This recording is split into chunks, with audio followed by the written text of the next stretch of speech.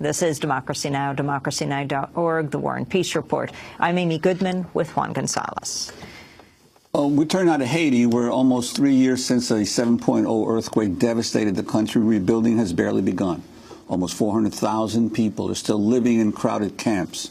A new report by Amnesty International says the housing situation in Haiti is nothing short of catastrophic. The earthquake on January 12, 2010 killed roughly 300,000 people and left more than 1.5 million homeless in what was already the poorest country in the Western Hemisphere. A cholera epidemic widely blamed on international UN troops spread shortly after the earthquake and killed almost 8,000 people, making more than 500,000 sick. According to reports, only about half the $5.3 billion in promised funding from international donors has been paid out. Critics point out that even of the money that's been delivered, very little has made it directly to the Haitian people, going instead to international non-governmental organizations, private companies involved in the relief effort. Well, to talk more about the situation in Haiti, we're joined now by author and journalist Jonathan Katz, the only full-time American reporter in Haiti when the earthquake struck Port-au-Prince. His new book is called The Big Truck That Went By: How the World Came to Save Haiti and Left Behind a Disaster. It explains where the massive international relief effort in Haiti went wrong. We welcome you to Democracy Now!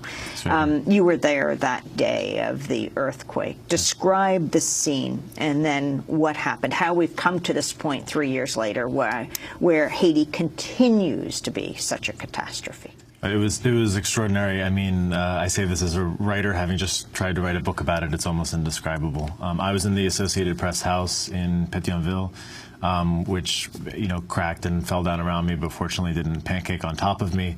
But the destruction was total. The neighborhood behind my house was just gone. Whole swaths of the city were eviscerated. It was absolutely indescribable. Certainly, the conditions in the country now are nothing like that day, but unfortunately it's very much like that afternoon before the earthquake struck. The country is as vulnerable now as it was then, and despite a lot of very big promises made in the reconstruction effort, unfortunately, on the whole, the situation really hasn't improved. Well, yet the world saw all the images of this enormous relief effort and that appeared suddenly in Haiti and with promises. What were you most struck by in terms of the sheer waste of money that occurred? I would say that there were some very expensive Band-Aids purchased. A lot of the money that's spent in the wake of any natural disaster, but especially in a foreign aid context, kind of goes in circles. You're looking at a lot of money literally burned off for jet fuel or spent on hotel rooms for aid workers and officials who are on their way down. And even things that, really did ultimately buy things that got into the hands of people in Haiti. If you donated money to an organization that specialized in providing tarps for shelter and bags of rice for people to eat, afterward people are left with a tarp and an empty bag of rice. And so what really strikes you when you look at it is that there was a lack of permanence and a lack of durability. Let's talk specifically about the big NGOs, the foundations, the countries that paid and didn't pay. I remember being in Haiti when President Clinton was there behind the crumbling palace, and there was a ceremony.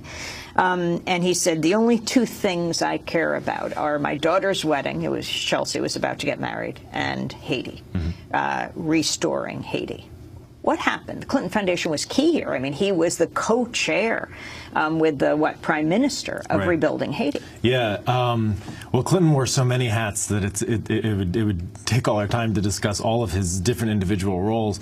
I would say that largely Bill Clinton probably was doing what he thought was best in many circumstances, but Clinton had actually become the UN Special Envoy for Haiti in the year before the earthquake.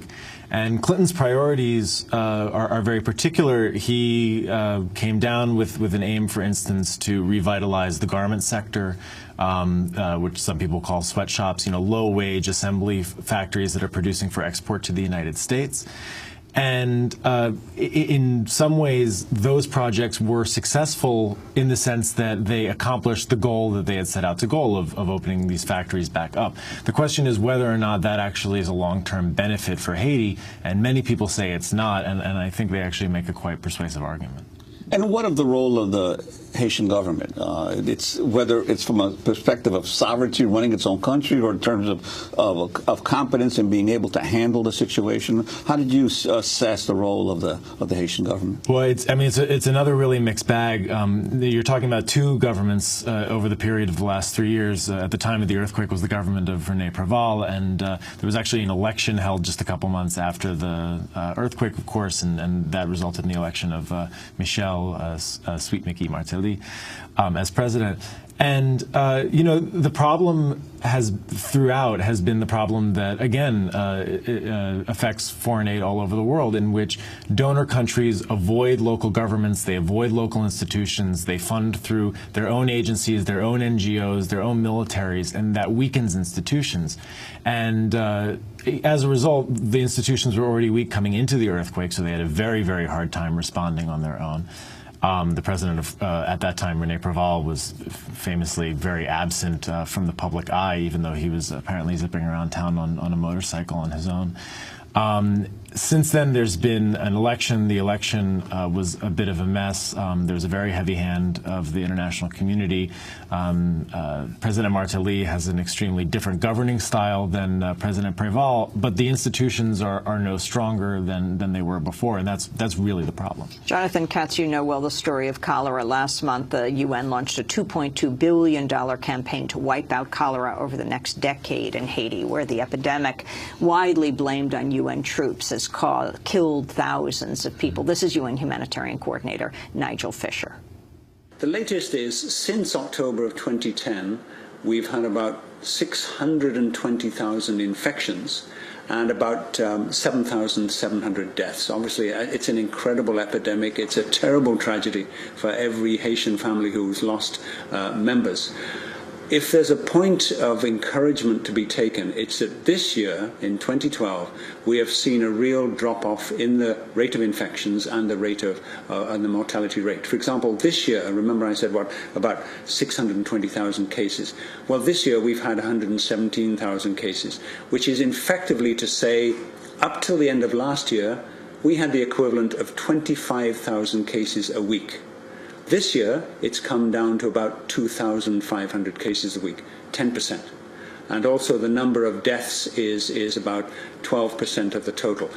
That's UN humanitarian coordinator Nigel Fisher on cholera. Jonathan Katz, the cholera epidemic, how it was caused. Well, once again, with the UN, this is a situation of, other than that, how was the play, Mrs. Lincoln? I mean, there was a lot of very important work done by NGOs and by UN agencies after the cholera epidemic to stem its flow and to prevent it from being even worse than it was. But of course, all evidence shows that United Nations peacekeepers brought the epidemic in the first place. And in some ways, even worse than that, or at least more grossly negligent, the UN has done a very good job of avoiding accountability over the last 2.5 years. The newest initiative that the United Nations has put forward, eradication is a good, if lofty, goal, but this project doesn't really seem to be able to do that. It's mostly reshuffling around existing money, sanitation and water projects that were promised even before the cholera outbreak began in the first place.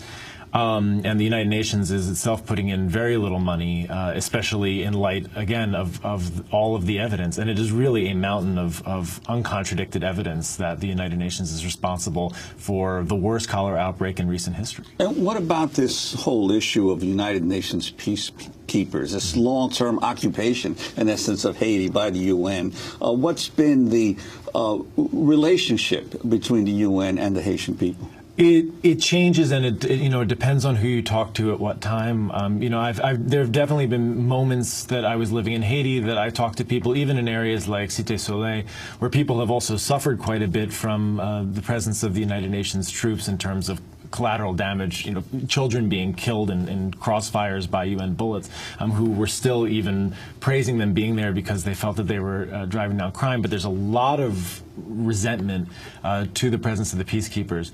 And what we're really dealing with now is mission creep. They've been there for so long, since 2004.